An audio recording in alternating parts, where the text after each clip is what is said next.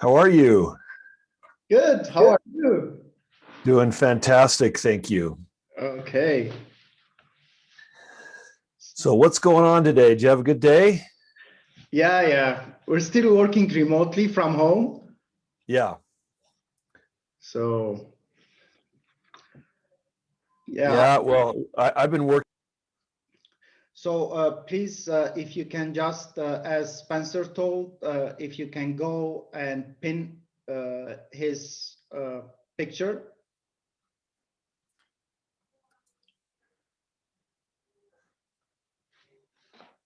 Hello, Sivan. Hi to you, and Aram, hi as well. Hello, nice meeting you. Wonderful to meet you.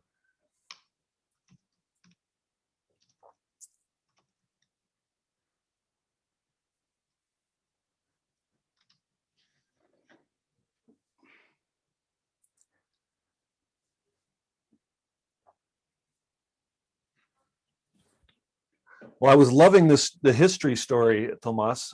Wish we had more time. Yeah, maybe we'll do another session. I hope so.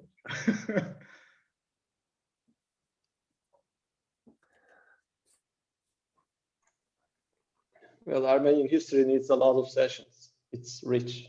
Yeah, so 5,000 years of history, you cannot just like tell it in few sentences, you know. That's right.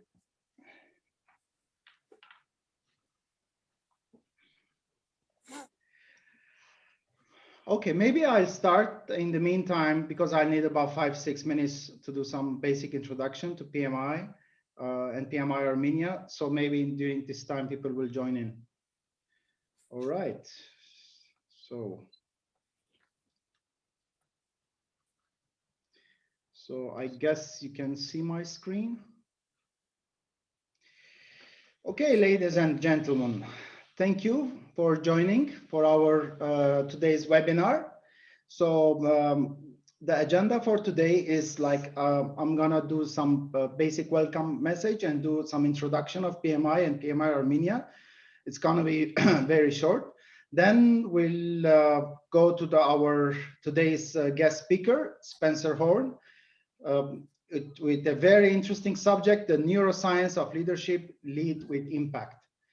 And then I will be doing some concluding remarks for a couple of minutes. Okay. So PMI, I suppose like most of you probably has heard about PMI. PMI is Project Management Institute. It was formed in 1969 in Philadelphia, USA. It's a professional organization with the aim of promoting project management as a profession globally. Obviously it started only in the US, and then gradually it started to spread all over the states in the US and then globally. So now there are chapters, there are more than 300 chapters in 80 different countries. And there is a 10 to 15% annual growth of chapters and chapter members. So in Armenia, the journey started, the chapter formation started back in 2014. So the official request was sent to PMI. At the time, Armenia was not on the map of PMI since we had like few members, few PMPs, but it took us like around 2 years of effort in order to like increase the number of the members, and then to prepare a multi-year business plan, and so that, I mean, based and PMI approved it so that we got the potential status. And then we did the rest of the registration, the board elections, and we've already done 2 major annual conferences. We call it the PMAC 2018 and the PMAC 2019. Unfortunately, the PMAC 2020 didn't happen for obvious reasons, because in Armenia apart being the pandemic, it coincided with the war situation. So that's why we have canceled it. But this year we're gonna have the PMAC 2021.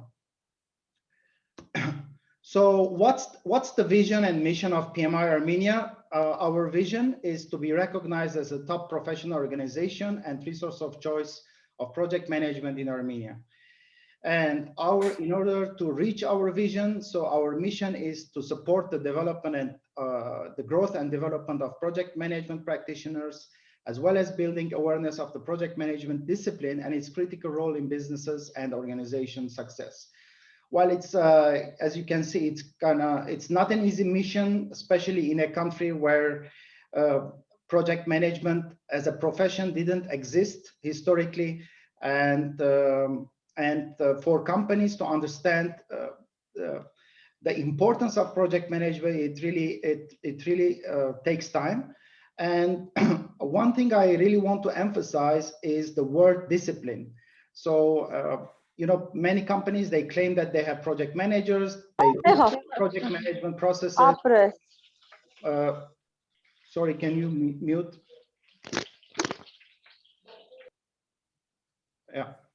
So, but unfortunately, they don't have the discipline, and the discipline, I think, is the most important thing in not only in project management, but in all organizations. And of course, project management for the past 4 or 5 years, it has been growing in Armenia, and because finally organizations and companies are understanding the importance and its critical role in their success. So as I told you, the PMI Armenia, now we are fully chartered for the past couple of years. So, and PMI Armenia is based on volunteer work that we do, like starting myself as the president and founder of PMI Armenia with the board members and all of our community members. So we are, I mean, the way that we can accomplish or achieve our mission is not only our efforts, but our community members' efforts as well. In order to become part of PMI Armenia, you need to be a PMI member, and then you can join freely PMI Armenia chapter. But why should you become a PMI Armenia chapter? So obviously it will be an excellent networking opportunities with peers from diverse domains. You can grow your network, you can build and prove your project management skills. I mean, we also facilitate job opportunities in and out of Armenia. So we do have unique volunteering opportunities to help the profession. So, and obviously we have discounts and lots of discounts on events, conferences, tools, and whoever is going to pursue some certifications, CAPM, PMP, and other certifications, you'll get discounts. And whoever is already certified PMP, it's a means that you can actually maintain your PDUs. PDUs are professional development units. So I'm not going to go into the details with the PMI's talent triangle, but one thing I want to share with you is that the PMI's talent triangle is there. It has 3 dimensions. One dimension is the technical know-how or the technical skills, and the other is the business strategy, and the third one is leadership. So I bet whoever has worked with project manager, or they are a project manager, you do understand the importance of leadership and leadership skills and interpersonal skills, because only by knowing the technical skills obviously is not enough. And I think today's webinar will try to improve some of your leadership skills, at least to be aware of. So PMI has many certifications. Again, you can just search for it. So, but of course, the most common one is the PMP. And one thing I wanted to share with you that as of April 2021, there are 265 PMI certified professionals in Armenia, out of which 234 PMPs, 13 CAPMs, 14 PMI ACPs. ACP is Agile Certified Practitioner, 1 PBA Professional Business Analyst, and 2 Disciplined Agile Senior Scrum Masters. So if I go back 2015 or 2016, there were less than 10 PMPs. So within the last 5-6 years, you can see that the numbers has really increased, and I think PMI Armenia, I believe so, has really contributed to increase the awareness of project management in Armenia. Thus, it really created the need for PMPs. So without further ado, I would like to introduce our today's speaker, Spencer Horn. Spencer Horn is, I know him in person. Nowadays, you need to tell like whether you know the person virtually or in person, like physically. So when I attended the LIMSI, the Leadership Master School of PMI, it was back in 2018. So I mean, Chicago, right? Yeah, Chicago. Yes, yes. Wow. That was in 2018. So Yeah. time flies. So I think it was 2017, Thomas. 2017. Really? Yeah, okay. I'm getting old. We started LIMSI in Chicago in 2017. Yeah. So yes, it was. Yes. Yeah. Thank you, Alvin. Anyways, like Spencer I really enjoyed like the way that he presented. So that's why I really wanted him to be part of the PMI Armenia webinar program. Of course, his workshop is like a half a day, a full day. So he cannot do it on a webinar, but I think it will be kind of a more at a high level. So so Spencer, please, the floor is yours. Tomas, thank you so much. And I am so proud of what you have done and are doing for project managers in Armenia. You're working so hard to make such a difference and bring this certification and the training and all of the value that it brings to employers and to project managers to help them with their careers. It's an honor to be with you. And I wish that I was there with you in person. Yet I'm coming to you from Salt Lake City, Utah, and I am so glad to be with you all this evening. You know, this topic of the neuroscience of effective leadership is near and dear to my heart. And I'm going to start off by asking a question. How many of you have ever had an impact that you did not intend, or you communicated with somebody and had an outcome that you didn't intend? Any of you have that happen to you? Yeah, well, me too.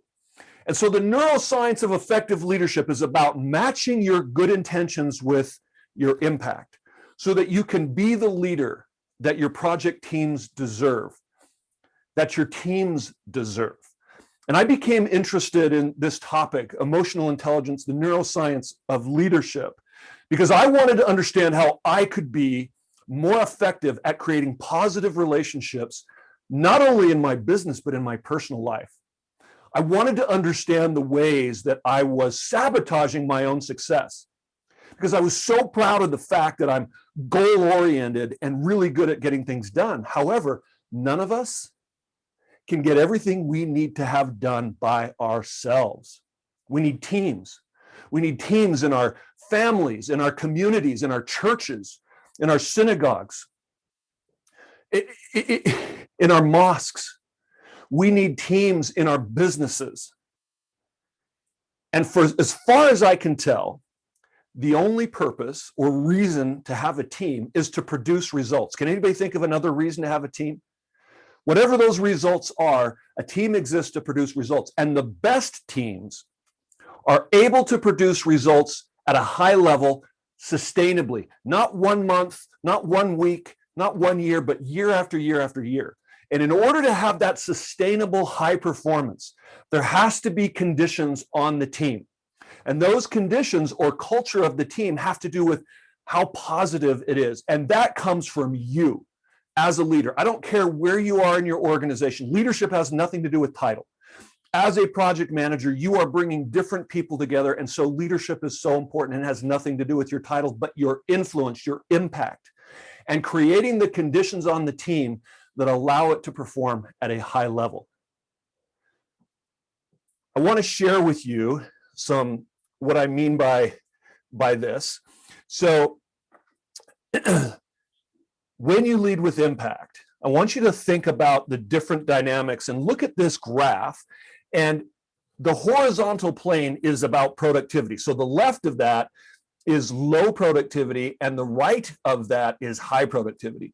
Then let's look at the other vertical axis. That is high positivity versus low positivity.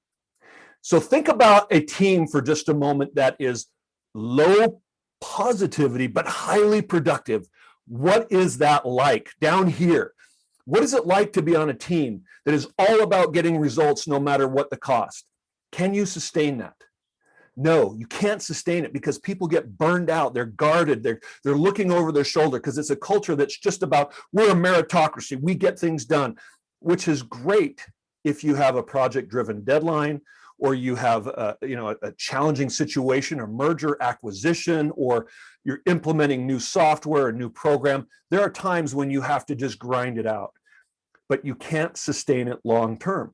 And so many organizations and leaders fear the opposite of that, which is a highly positive culture, but low productivity. And this is where we love to work together. This is where we have fun and we're excited, but we're resistant to change. Incompetence is tolerated. We're not results oriented. That's not sustainable either. And of course, the worst is low productivity, low positivity. When you're down here, you're looking over your shoulder because you're looking to be fired or find a new job. It's depressing. It's hard to be here. Maybe some of you have been in one of these different quadrants. Ultimately, where we want to get, and it's difficult to get here, but it's so rewarding, where we have high positivity, we have high productivity. And this is not where everyone just, pats everybody on the back all the time. This is where we have enough trust on the team where we can challenge each other and say, I know you've got more. Tomas, you made a commitment and you didn't follow through.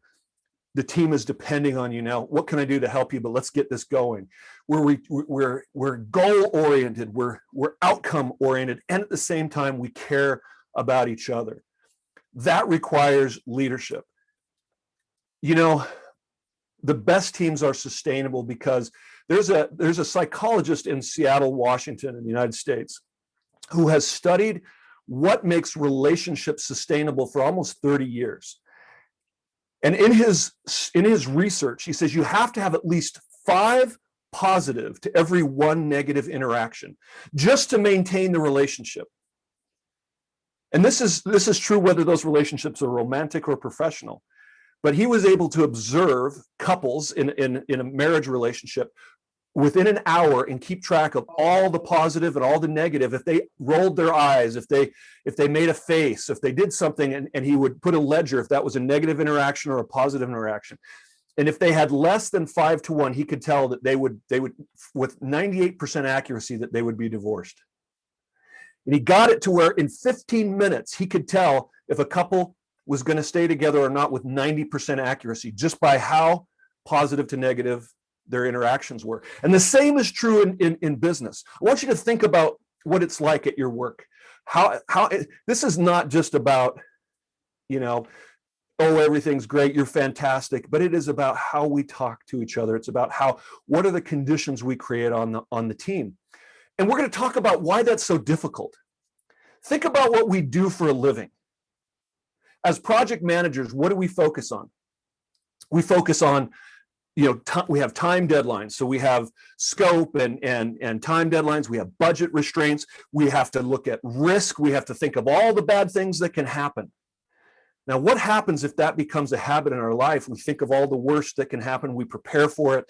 It can take over other areas of our life. Think about what auditors do for a living. They look for errors. There was this one auditor that worked for PricewaterhouseCoopers. And he was married, and he decided he wanted to improve his relationship or his wife's behavior. So he made a spreadsheet of all his wife's faults so that she could work on that. How do you think that's going to go over with their relationship? Not very well, is it? Think about what some lawyers who are litigators, what they do for a living. They fight with people. Some of our professional the focus of our profession requires us to focus on things that are wrong. That can become a habit and a pattern that impacts our entire life. We have a responsibility as project managers to create an environment that is not only productive, but is positive. I love this quote by Daniel Goleman, Richard Boyatzis, and Annie McKee from this book called Primal Leadership.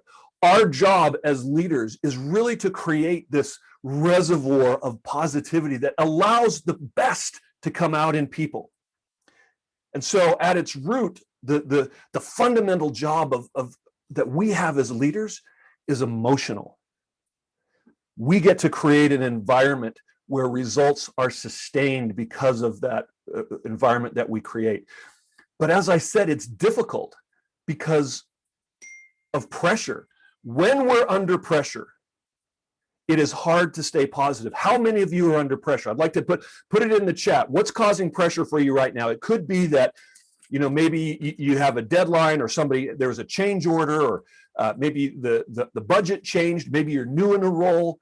What are things that are causing pressure for you right now? Under pressure, it is hard to keep that positivity. I want you to put that there in the chat. So deadlines, absolutely, Sivan, thank you. So Sivan's the only one that's under pressure. Good. Economic crisis, yes, Tomas, that is real. And that can make it very, very difficult to operate under normal conditions and how we think normal. Resistance to changes, yes. Thank you, iPhone. We need, yes, David, resistance from people, customers, attitudes, shifting priorities. All of these things can create the pandemic, absolutely.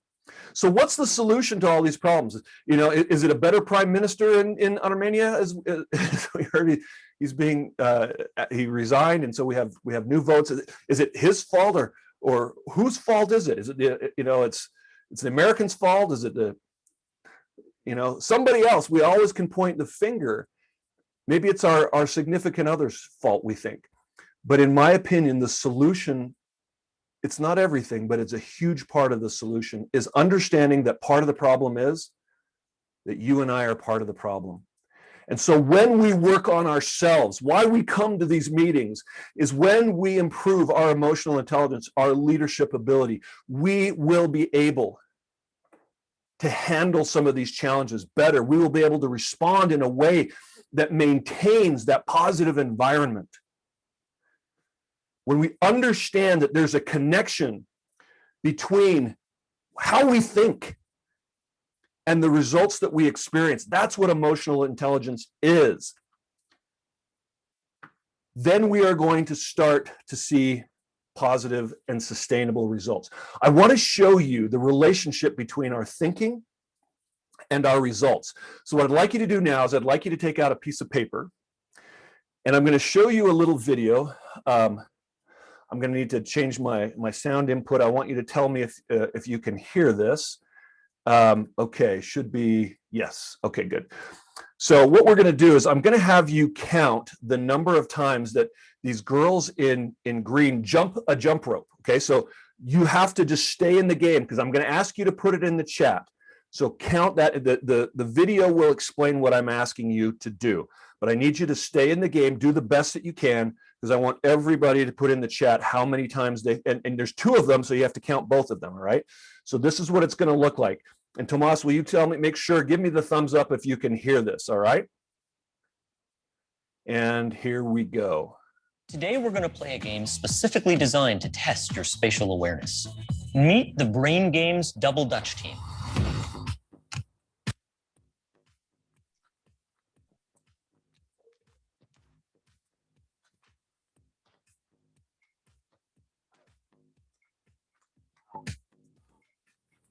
Now, what does jumping rope have to do with the brain? Well, Double Dutch requires off-the-chart spatial awareness. And today, these kids are going to help us test yours. For this game, all you have to do is keep track of the number of times that either of the girls in green jumps. You'll count each time one of them lands a jump, like this. 1, 2, 3, 4, 5, As you can see, these jumpers are pretty quick on their feet, so you're going to have to pay attention to keep up. When the whistle blows, start counting. Ready? Go. Okay, guys, here we go.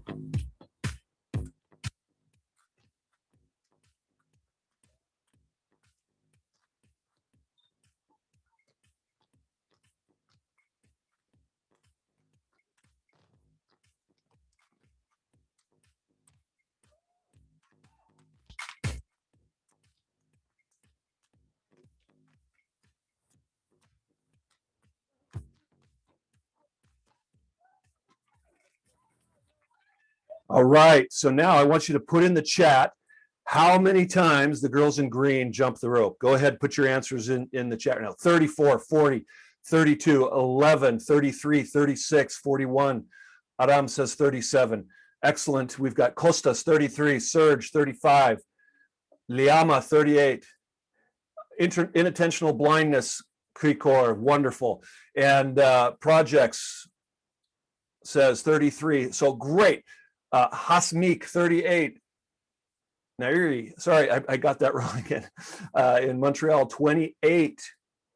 Wonderful. Okay, so I really don't care about counting ropes after all of the green. What do I care about?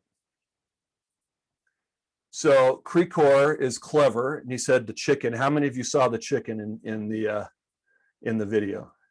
How many of you did not see it? Okay, so I'm going to show the rest of the video, and I want you to don't count, just pay attention to the video and see what you see. So, how many jumps did the green team make? Did you say 38? If so, you agreed with 40% of our test audience. Now, some of you may be onto us, but for those of you who aren't, did you happen to notice anything else going on during the double dutch? Maybe a giant chicken strolling right through the middle of the set and doing a funky chicken dance? Now, some of you may have missed that funky chicken, but many of you probably saw it, and that's okay, because the chicken was just there to distract you too. Here's the real question. What color was the wall behind the double dutch game? Here's a hint. It wasn't the same color at the end as it was when they started jumping. The back wall was changing color the entire time, from bright blue to bright red. Nearly everyone misses it. But why? It turns out there's far too much information coming in through the eyes at any given moment for the brain to fully process all of it. As a result, the brain has to act like a spotlight, focusing our attention on some parts of the scene, but not others. Now, most of you were probably paying attention to the jumpers, and some of you may have suspected that something strange was going to happen, and so you saw the chicken. But you probably weren't paying attention to the back wall. And what we don't pay attention to, we don't see. And hey, for those of you who managed to catch everything so far, did you notice that we also swapped the rope turners out halfway through? Gotcha. All right, so that's a little clever thing, but what does this have to do with anything? Well, back in the 70s, a gentleman by the name of Ulrich Neisser, who's considered the founder of cognitive psychology, as Krikor identified, he discovered this thing called inattentional blindness.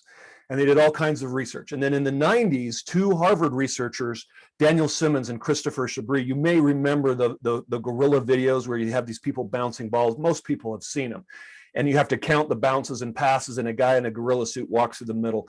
And if you're like me, you missed it. 50% of people miss it. Well, so there happened to be this guy at Harvard Medical School that heard about the research.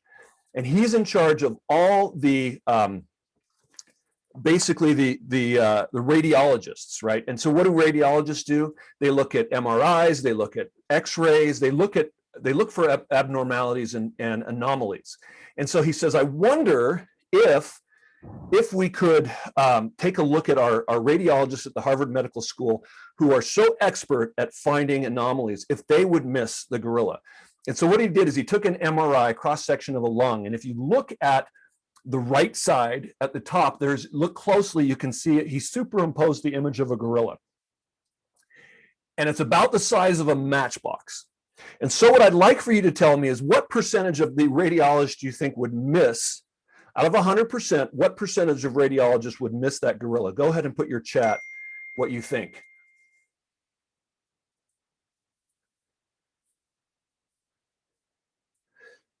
80%, 95%, 50%, 30%, 85, 30, 50%. So it turns out, David, 100%. Turns out that 83% of radiologists missed it. Well, why? We already learned that when you're looking for something specific, for example, let's say you're looking for cancer. You're not looking for a gorilla, you're looking for cancer. So how does this apply? What is the bounces, what does the jumping of the rope represent? It represents the task that we have to do every single day.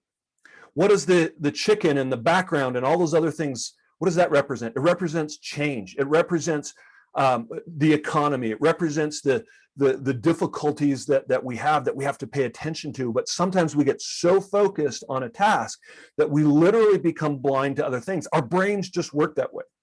So we have to understand a big part of your job is managing that. You have to manage the task, the jump ropes, the counting of those jump ropes. But you also have to manage the other stuff. And one of the things that the changes that you missed can represent is the relationship. And remember, it's the relationships that allows us to get the task done sustainably. So what happens if you only focus on the task? What happens to the relationship? It takes a back seat and it diminishes your ability to be effective as a project manager. Let me give you an example. So in my professional life, I was the CEO of a leadership training and development company. And when I took over, the company had lots of problems, and I was focused on solving those problems. And we would have these 2.5-day intense retreats. People would come from all over the world. They'd come to Las Vegas, where our company was headquartered, and we would take them out into the desert for 2.5 days and do this intense work with them on leadership. But on class days, the office was very busy because everyone would come into our office. And so my assistant also acted as the receptionist. She greeted all the customers, and she had to answer the phones, and she had to support me. And I remember as I was working on some problems, it was a class day. And I went up to my assistant and I said, hey, I have this thing that I need to have done. Her name is Lucretia. And of course, as the CEO of the company, she's not going to say, you know what, Spencer, I'm really busy right now. It's not a good time. I won't be able to get to it. Instead, she says, okay. And at the end of the day, she didn't get it done. And I noticed how busy she was, and I came up to her and I said, so Lucretia, were you able to get the task done? She said, no, I'm so sorry. And she goes, I go, it's okay. I know today was very, very busy. I said, when can you get it done? She said, I can get it done by tomorrow. I said, that's great. So nothing wrong with that interaction, right? And some of you are saying, well, it's just, she just needs to do whatever you ask her to do whenever. Yes, but I want Lucretia to want to do the hard work that I need her to do. And if I care about her, then I'm going to be considerate about the load. Not that she can't do the work under pressure, but I want to make sure that she loves to do the work and will go the extra mile. So if I keep doing that again and again and putting that pressure on her because of her personality, she's not going to challenge me. I'm going to lose Lucretia. She's going to find another job. And so my ability to be productive will have been diminished. Let me give you an example in my personal life. Task and relationship. I want a great relationship with my children. I have 5 children, 5 grandchildren, but I also want the house to be clean. Now, this is just a simple example. And when I come home from work, what happens is I've used up all my energy and all my, all my patience. And I come home and the first thing I see is my son's shoes and socks on the floor. Now, if you're like me, and at the time he was 16 years old, and my wife and I probably told him to put his shoes and socks away 5,000 times. Okay, that's an exaggeration, 2,000. And there they are, because he comes home from school, takes off his shoes and socks. Literally in the hallway, I have to step over them to come see him. And so what do I see? I see that and I say, Josh, dude, what is that? And then he gets sarcastic with me, right? He goes, it's my shoes, socks. He's playing a video game. I said, I understand that. Where are they supposed to be? Away. That's right. Why don't you go take care of that? Oh, I get these eyeball rolls. He gets up and huffs and goes, takes and puts his shoes and socks away. Now he comes back and plops down on the couch, and I want to have a relationship with Josh. How do you think that's going to go? I start asking him questions about his day, right? David, not going very well. On the other hand, I come home, I see the shoes and socks, but my face is smiling because I get to see my son. I've been gone from my family all day. I'm like, Josh, great to see you. Do you have I just want to talk to you for a minute. Tell me about your day. How was the math test? How did it go? I don't know, Dad. I mean, I didn't even get my score back. I just took it today. And I go, I know, but how did it feel? I mean, did you feel like, yeah, I think I did okay. Great. And how was volleyball practice? Oh, it was awesome. Grant said it and I spiked it right in the guy's face and hit him. Oh, it was just so awesome. And he's telling me, and then I tell him, ask him about homecoming, which is we have a dance here at the beginning of high school that's called homecoming. And he asked a girl, and I said, is Alex, did she respond? Is she going to the dance with you? And he's like, of course, Dad, it's me. Because he's being all cool.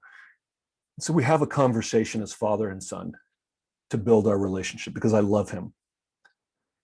And then I say, that's great. And you know what? What's that there on the floor? Shoes, socks. I still get sarcasm, right? I said, that's right. Where are they supposed to be? And he goes, away. I go, great. Why don't you go take care of that? Ladies and gentlemen, can you have both? Can you have a great relationship with your project teams and your family members and get the task done?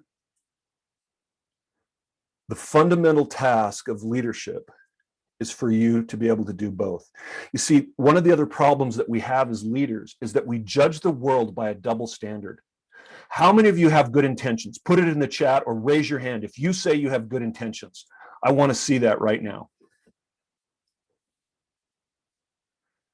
Great, I don't care. Your good intentions don't matter. What does matter? What matters is your impact. What matters is how you impact the team. No matter what your intentions are, that does not help the team to succeed. What matters is how they're experiencing you as a leader. Have you ever had an opportunity to discipline your children or know of or took a situation where you had to correct somebody and you did it because they needed it and you knew that they needed it, but then maybe you saw somebody else correcting one of their child and you were saying, boy, that parent has anger issues. You judge other people by what you think their impact is on you. This is what's called the fundamental attribution error. You attribute intentions to other people by their impact that they have on you, but yet you judge yourself only by your intentions and not by your impact on others. We have to get really good at becoming aware of the impact that we have on our teams. Now, here's what I want to do. We don't have a lot of time this evening, but I'd like to do one activity, and then I want to share with you some suggestions of what you can do to make sure that you match your intentions with your impact. That's what we're going to do to end today. But we're going to do one little exercise. I'd like for you to list 3 people that you personally know that are exceptional leaders. They could be a parent, they could be a teacher that you've had, they could be somebody that you've worked with that you admire, but you have to know them personally. Go ahead and list those right now. And then I'd like you to list all of the characteristics, as many as you can, that make them exceptional. Are they great at strategy analysis? Are they great at communication and motivation? What is it that you admire about them? Now, Marlena says project is going to end. Deadline will be met or not. What stays is the relationship with people you work with. Absolutely, Marlena. Thank you so much. Great comment.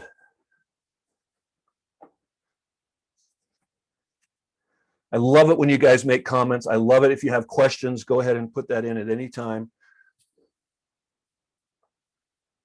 in the chat.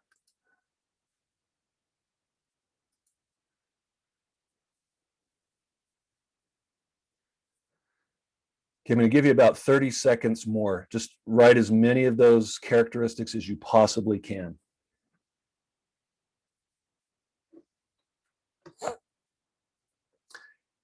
And you can even keep writing while I'm talking next here. It says, David says a leader can be also a negative one. Absolutely. and leading by fear. And if you think about, there's been a lot of comparison between Hitler and Prime Minister. Oh my gosh, I'm blanking today. I can see him.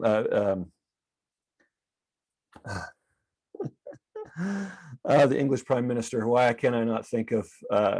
Boris Johnson. You know who I'm talking about. And Hitler had to have hundreds of bodyguards, where the English Prime Minister had 2 or 3. So it takes a lot more energy to keep a team going when you're a negative leader. That's right. Okay, so several years ago, Daniel Goleman did some research. He took 200 multinational firms, and he wanted to identify what determined the leader's success. What are the characteristics? And he found maybe 9, but he consolidated all of those leadership characteristics as much as he could down to 3 major characteristics. And basically he said, okay, it's your cognitive ability, or let's call it your IQ, your technical skill, and your emotional intelligence competencies. What percentage of the leader's success do you think had to do with how smart they were? Give me a percentage in the chat.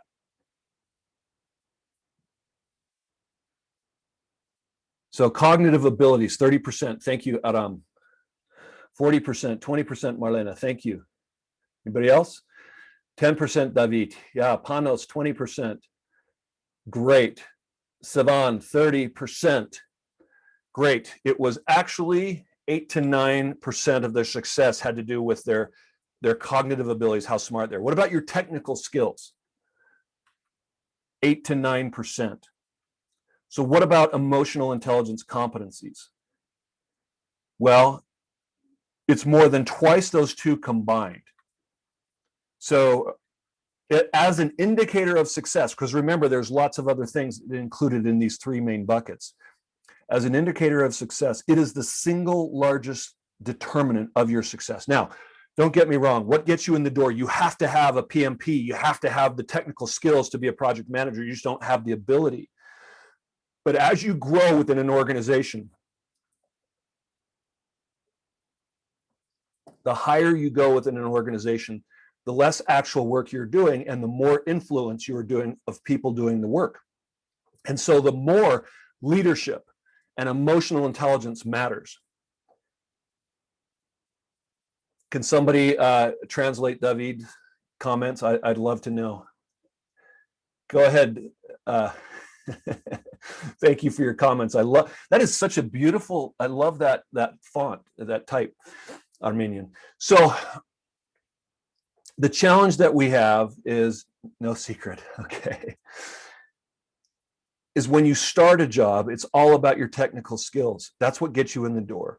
But the higher you go, how many of you know people that get promoted and then they fail because the skills that it took to do the job are not the same job that it took to be a leader? According to HR.com, 90% of people get hired based on their skill, but 90% of them are fired based on their leadership or their behavior. So this is important to your success in your career. So really the key here of understanding your others and being effective as a leader is to understand yourself. Take assessments, take surveys. If you need help with that, reach out to me. There are I actually have a free emotional intelligence assessment I'm happy to give to you. But start to create some awareness about how your behavior impacts the team and how you're doing. You guys, basically the research shows that the most effective leaders are able to adapt their style. So the neuroscience comes down to this. What happens when you're in a situation where you need to be coercive? That means, it's like you do this, you do it now. Well, sometimes you need to be authoritative. Here's how we do this project. There are tolerances that we have to meet. It's very strict. And then affiliative, being able to bring other departments in. Also democratic. There are times when we have to not be controlling, where we have to get people's buy-in. There are times when we have to work really hard, and there's a time when we have to slow down and coach. Think about golf. And maybe you don't play. I really don't play either, but what if you're just good at the big, the big driver, and you have a hard time with the smaller clubs? You're not going to be successful. So the most effective leaders are able to adapt their style. But think about it. Maybe you are more naturally coercive, or maybe you're more naturally coaching and democratic. Well, then you need to learn how to change and adapt your approach. You need to learn to be more all those different things. But our brains get into habits and patterns that keep us stuck, that get in our own way. And I was getting in my own way a lot. The most effective leaders are emotionally intelligent. I want to share with you some information. 87% of leaders with high emotional intelligence placed in the top 1/3 of income earners. Their teams outperform their goals by 15 to 20%. If you have a low emotional intelligent leader, your teams are going to underperform by 20% on average. They're more productive. Remember, we talked about productivity individually on average. And according to the late Harvard psychologist David McClellan, emotional intelligence equals results. It just will impact the bottom line. Up to 1/3 of your results come from that positive climate. That's a big number. You and I have a huge responsibility. The problem is under pressure, we don't always behave in the most positive ways. We may have behaviors that are destroying the team and our relationships. So how do you handle change? How do you handle your strong emotions? Now, I don't have time to get into all of the physiology that happens under pressure, but here's what I'd like to end with. I want to give you some suggestions, but understand that your reputation is defined about how you perform under pressure. That is where you will gain your experience, your successes, your ability to really influence teams and make a huge impact. But what happens under pressure is our ability to think clearly is diminished. Our brains quite literally become stupid. Our thinking brain is hijacked by our emotional brain. And so as a result, our thinking brain cannot respond. Have you ever had a situation where somebody said something to you and it's like 15 minutes later, you had the perfect comeback, but it was too late? That ever happened to anybody else besides me? Or you say, you went into a situation saying, I'm not going to fall for that same old problem, and you do anyway, or you keep falling into your traditional patterns of habits. That's because of how our brains are designed. Our emotional brain under pressure takes over, and it doesn't create that positivity that we need to have. I'm going to show you just a short video of what happens to us under pressure, if that's okay. It's a little, well, yeah, let's see. We're back. Our CEO of the week is Bill. All right. So here's an example of a CEO under pressure. All right. And let me change my microphone and get this to show here. Here we go. All right. We're back. Our Thumbs CEO up if you of the can week hear is that, Bill Thomas. Jeffway. And as usual, we're going to ask him some tough questions. It's Bill. Doesn't look nervous. Do you think he's wearing makeup? I think he's wearing makeup. Bill, you're profitable, and that's big these days, but your whole business is going wireless. Can you retool to keep up? Well, Bob, we have an 18-month infrastructure plan. Infrastructure. 18 months. My guess, you've got 6 months tops, according to the street. Can you do it? Well, we're evaluating several options. Options? What options? He's making this stuff up. Can you say right here, right now, that you'll be wireless ready in 6 months? Oh, don't do it, Bill. Don't do it. Don't do it. Come on, Bill. Think. Remain calm. Well, if we need to do that, we can do that. There you go. The street's going to hold you to that, Bill. We'll be back right after this. And that's when it hits you. You are so ready for IBM. I think. How many of you ever had a CEO that changed the schedule of the project on you?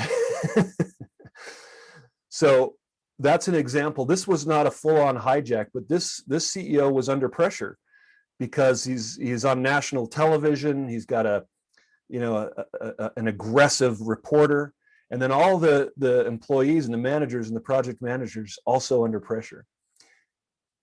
We all will react in very predictable ways under pressure. and it's not positive. And if you'd like to learn more about how you do that, you can reach out to me and I can help you a little bit more about that. You guys, there's a lot that we can cover. It's hard to be able to change. But I promise you that you can. It takes effort. It takes commitment. Yes, our physiologies, our brains conspire against us, and there's a reason that that happens. But we're conditioned to be right. We've learned our entire lives that we need to be right, and it's not about being right. It's about how we handle difficult situations. And so that's what I want to share with you now, are some secrets that I have learned to improve your emotional intelligence, to improve your ability to think clearly. And this is what I'll end with. And I'm just going to go through these at a high level. First of all, increase your self-awareness. Learn what your triggers are. What does that mean? What are the situations that cause you to get frustrated, angry, or upset? And we can really work on that so that you can be prepared. If you're going into a meeting and you know there's going to be challenges to your authority, then maybe that's a trigger.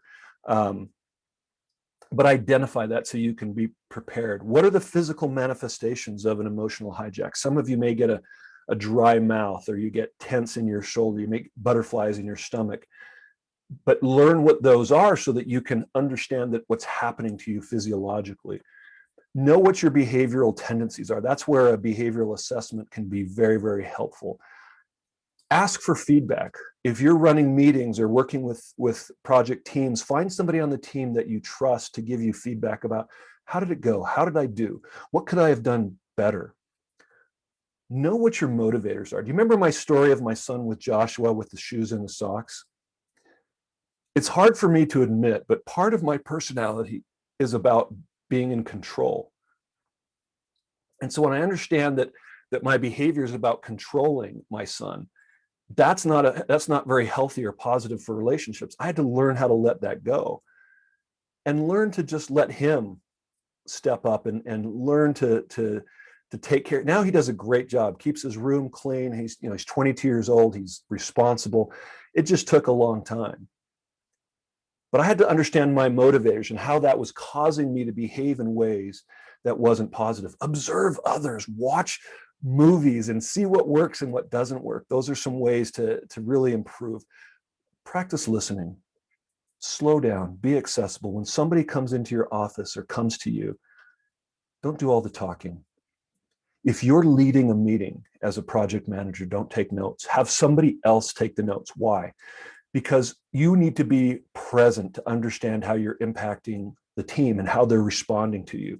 You need to be aware. And when you're under pressure taking notes, you literally become blind to everything else that's happening. Learn to enhance your natural communication styles. Learn what your strengths are. Learn what your opportunities for improvement are. Say thank you. Admit mistakes. It's okay to admit mistakes and be honest and vulnerable. So often, especially when we're younger, we have to prove ourselves and show how smart we are. That's not the way to be the most effective leader. It is to create engagement in others, to listen to each other, to use words that show we appreciate and create that positive environment. When you feel an emotional hijack coming on, stop. Interrupt the pattern, take a break, say, you know what, now's not a great time. Can we take a little break? Or can I meet with you tomorrow morning? Because if you are having a discussion or leading a team when you're hijacked, it's not going to go well. People are going to remember the emotion and not what you say. Remember, your reputation is made in moments of tension. So say, listen, right now is not the best time. I'd like to think about this a little bit, and let's get back. But make sure you come back and re-engage more powerfully. Breathe. You guys, this is not some Zen technique. Science shows that when you learn how to breathe deeply, oxygen actually breaks down the hormones, adrenaline, cortisol, epinephrine, all these things that flood your blood when we get frustrated, angry, upset, to increase your heart rate, to make it so that you can fight or flight. And it shuts down your thinking brain. But when you realize that when you're under pressure, you think about when you've ever had to give a talk or a presentation. You're not breathing. Slow down. Take deep breaths. It literally will release your thinking brain to be able to operate. Very, very powerful. Learn how to breathe right. I could spend so much time on this. This is needed more now than ever. I'm not just talking about your happy place. I would say increase your gratitude for something that you are deeply grateful for, that when you focus on it, it changes your frustration to gratitude. David says, I would also controlling the silence. I'd love to learn more about that. And meditation is very, very powerful. Here's another very, very powerful process that will help you to stay in control of your emotions. Be curious, ask questions. When somebody does something that just frustrates you, instead of responding emotionally, stop and say, help me understand a little bit more about where you're coming from. When you do that, you actually engage your thinking brain. Be careful, don't say why. Why did you do that? That's almost an accusation. So avoid the why question at first. But what went into the decision? Help me understand. When you ask a question like that, not only does it engage your thinking brain, but it also engages the thinking brain of the person you're talking to. And it helps you to have a much better reaction. Instead of stimulating the amygdala, or the thing that hijacks us in our brains, in a reactionary brain, by making statements, you will activate your thinking brain. It's very, very powerful. Manage your energy. And this goes a little bit along with what David is saying. There's many kinds of energy. Make sure that you are taking care of yourself so that you have the energy that you need to change your approach, to be more assertive, to be less assertive, to do whatever you need to do to change your approach, to be that effective leader. And lastly, learn something new. You guys, this is why you're coming today, to learn new skills. Learning new skills empowers you to go out and be more confident in difficult situations, to help you to react calmly and more powerfully, more appropriately. My suggestion today is, if you've taken notes, throw them away unless you commit to doing one thing differently. One thing differently is all it takes to start becoming that leader that creates that positive environment that your project teams deserve. Now, over the next few weeks, is it likely that you will get emotionally hijacked and want to respond in a way that is not as positive as your teams need? Very likely. People on your team will also have that urge or that need. You can get better. I teach this stuff and I still get emotionally hijacked, but it happens less frequently and the duration is much shorter. This is about progress, not perfection. Don't worry that if you have learned some of these things before, maybe you've heard them before, great. Someone heard about inattentional blindness, great. How have you applied that? How are you going to be different from today? Just one thing. And I would love to hear from you what that one thing is. And you guys, thank you so much. Any questions? But I'd also like to have you put in the chat, what is that one thing that you're going to do differently? Tomas, I turn it over to you. Okay, thank you, Spencer, so much for this wonderful presentation. I think everyone. I can't hear you. Yeah. Oh, maybe that's me. Okay, so maybe I just ask the audience if they have any questions. Probably we'll have, let's say, 5 minutes tops. Sure. To answer. Absolutely. So any questions?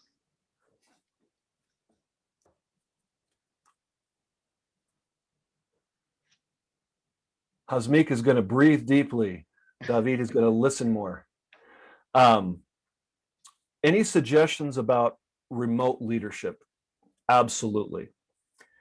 Get together often on Zoom or whatever platform. You've got to be face to face. You cannot just operate via email If you can't get on a video conference, then get on a phone call at least, but get on with your team.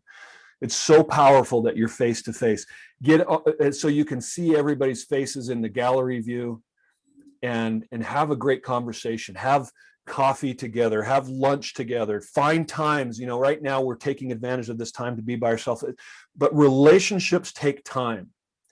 So that is one thing that I would recommend that you do is eliminate any other distractions and be with your team and ask them, you know, what's going on with you? What are the challenges you're experiencing? And make a little bit of time to talk about what's going on in their personal lives, care about them.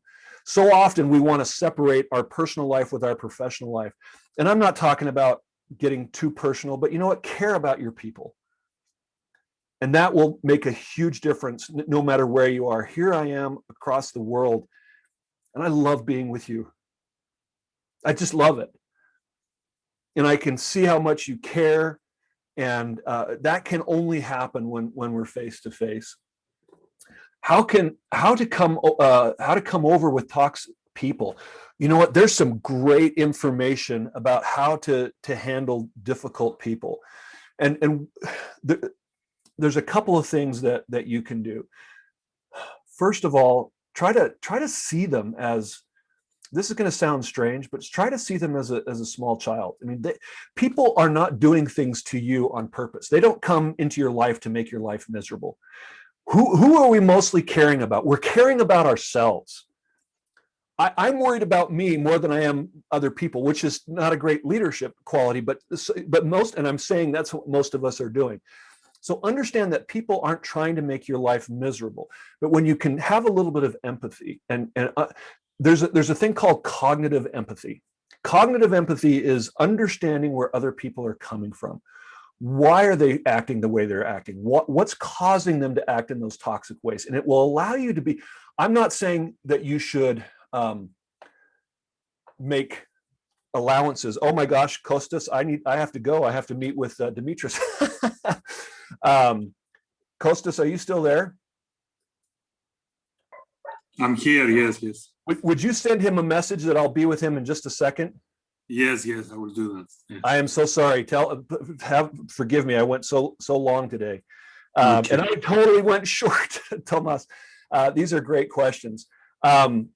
I have so many books that I would recommend. There's a couple of great books. Number one is Emotional Intelligence 2.0 is very easy. It's a good book. I love Working with Emotional Intelligence by Daniel Goleman. Here's a couple of them. Social Intelligence, Mindset by Carol Dweck, Triggers by Marshall Goldsmith, the Happiness Advantage by Sean Achor, Crucial Conversations. Those are some great books on the subject. Any references? Let's see. How to get honest and accurate feedback from your team. Ask for it. And when they give it to you, make sure that you respond in a way that doesn't shut them down. Ask for it and then listen to them. Doesn't mean you have to change everything that they say, but be willing. When you feel most of the team members are depressed because of personal issues, oh my goodness, so there's a lot of information here. Here's what I recommend. If you go to my website, Altium Leadership, Altium, Altium Leadership, I have a podcast.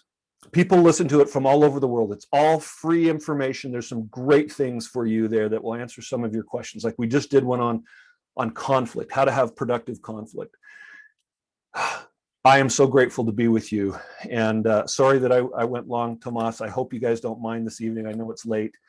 So on the so contrary, Spencer, it was so insightful and so interesting. Thank you. And if you want, email me and maybe we can set up a time. And if I didn't answer your question, email me, Spencer@altiumleadership.com. Thank you, David. Can you just spare one minute? Yeah, absolutely. Okay. I'm sorry. So thank you so much, Spencer, for this wonderful and very interesting presentation. So we would like to present you with like a certificate. This is our appreciation for being a guest speaker for our today's webinar. So I'll just send to you the PDF format probably tomorrow. Okay. So you just like we're clapping. Thank you so much. I seriously thought I was only like half an hour, and it's like, oh my gosh, I just went an hour. Anyways, we would like to thank our event organizers, Creo, and for volunteering opportunities. If anyone wants to be volunteer of PMR Armenia, so you can contact Sona Matinyan. She's the Vice President of Volunteering. That's her email. So please, you can always send an email. And this is our contact information. The PMI Armenians website, Facebook, Twitter, LinkedIn, email. So thank you so much, Spencer, once again. So please make sure you share the certificate on your social media. Absolutely. And brag about it. Happy to do it. Okay. So great to be with you guys. I got to run. Okay. And thank you. Thank you, Spencer. Okay. Yeah, email me. I'd love to talk to you. Bye-bye. Okay. Bye-bye. Thank you. Thank you so much. Bye-bye.